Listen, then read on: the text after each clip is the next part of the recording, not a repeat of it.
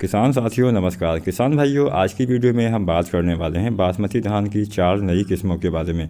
यहाँ पे जो हम किस्में आपको बताने वाले हैं एकदम नई किस्में हैं, काफ़ी अच्छी पैदावार आपको देने वाली है। तो किस्मों के बारे में जानने से पहले आप सभी से रिक्वेस्ट है, अगर चैनल पर नए हैं तो सबसे पहले SRJ फार्मिंग चैनल को सब्सक्राइब करके बेल आइकन दबा लें, जिससे आने वाले दिनों में मेरी सारी वीडियो आप तक आसानी से पहुँचती रहे। अगर आप भी धान की खेती करते हैं तो आज की वीडियो बहुत ही खास है। आज मैं 4 एकदम नई किस्में आपको बासमती धान की बताने वाला हूँ, तो वीडियो को एकदम लास्ट तक यानी पूरा देखना। और अगर आपका कोई भी सवाल हो, सुझाव हो चैनल से संबंध में या फिर किस्मों से संबंध में, तो आप नीचे कमेंट करके आप आसानी से जवाब ले सकते हैं। मैं कोशिश करूंगा आपको काफ़ी जल्दी रिप्लाई कर सकूं। तो वीडियो को लाइक करना बिल्कुल मत भूलिएगा, चैनल को सब्सक्राइब करना बिल्कुल मत भूलिएगा। तो चलिए अब जानते हैं आज की हमारी पहली किस्म के बारे में। यहाँ पर हमने नंबर 1 पे रखा है पूसा बासमती 1847 को। पूसा बासमती 1847 2021 में ही विकसित की गई है, लॉन्च की गई है। और ये जो किस्म है, पुरानी वाली किस्म जो आती थी पूसा बासमती 1509, इसमें कुछ सुधार करके इसको तैयार किया गया है। जो पूसा बासमती 1847 है, लगभग 125 दिन में पक के आपकी फसल तैयार हो जाती है। बाकी जो सारे गुण इसमें पाए जाते हैं वो पुरानी वाली जो किस्म है पूसा बासमती 1509 उसी के पाए जाते हैं। अगर हम पैदावार के बारे में जानें तो लगभग 26 कुंटल प्रत्येक एकड़ के हिसाब से आपको इसमें उत्पादन देखने को मिल जाएगा। ये औसतन उत्पादन है, इससे ज़्यादा भी आप उत्पादन ले सकते हैं। अगर हम बात करें, तुलना करें 1509 से, तो 1509 की तुलना में 5 कुंटल आपको ज़्यादा उत्पादन प्रत्येक एकड़ के हिसाब से आपको देने वाली है। पूसा बासमती 1847 में झोंका रोग और झुलसा रोग का प्रकोप नहीं होता है, क्योंकि इसके लिए इसमें रोग प्रतिरोधी क्षमता विकसित की गई है। नई किस्में इसीलिए तैयार की जाती हैं क्योंकि जो पुरानी बीमारियां हैं उस नई किस्मों में ना आ सकें।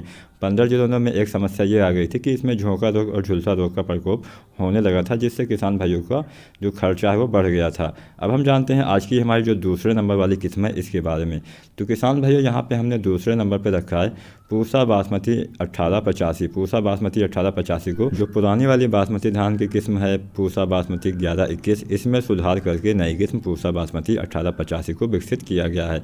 अगर हम जानें कितने दिन में फसल पक के तैयार हो जाती है, तो लगभग 145 दिन में आपकी फसल पक के तैयार हो जाती है। इसमें जो बाकी सारे गुण है वो 1121 वाले ही पाए जाते हैं। इसमें भी जीवाणु, झुलसा रोग और झोंका रोग का प्रकोप नहीं होता है। किसान भाइयों, अब हम बढ़ते हैं आज की हमारी तीसरे नंबर वाली किस्म के बारे में। तो किसान भाइयों, यहाँ पे हमने तीसरे नंबर पे रखा है पूसा बासमती 1886। पूसा बासमती जो 1886 है, ये भी एकदम नई किस्म है। और इसको जो पुरानी वाली किस्म थी पूसा बासमती 1401, इसमें सुधार करके बनाया गया है। ये जो आपकी फसल है 155 दिन में पक के तैयार हो जाती है। इसमें बाकी सारे गुण पुराने वाली बासमती धान 1401 के ही पाए जाते हैं। इसमें भी जीवाणु, झुलसा रोग और झोंका रोग का प्रकोप नहीं होता है। तो इसमें भी काफ़ी अच्छा उत्पादन आपको देखने को मिल जाएगा। यहाँ पे जो हमने 3 किस्में बताई हैं, इनको 2021 में ही विकसित किया गया है। और जो किसान भाई पूसा मेला में गए होंगे उन किसान भाइयों को थोड़ी थोड़ी मात्रा में इसके बीज भी मिले होंगे। अब हम जानते हैं चौथे नंबर वाली किस्म के बारे में।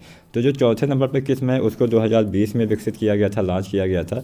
और वो किस्म है पूसा बासमती 1692। इसके बारे में तो आप सभी को पहले से ही पता होगा। पूसा बासमती 1692 भी एकदम नई ही किस्म है और इसके बीज लगभग अब किसान भाइयों को मिलने लगे हैं। तो अब हम जानते हैं इसके बारे में कितना उत्पादन देती है, कितने दिन में तैयार होती है। तो पूसा बासमती 1692 115 दिन में पक के तैयार हो जाती है।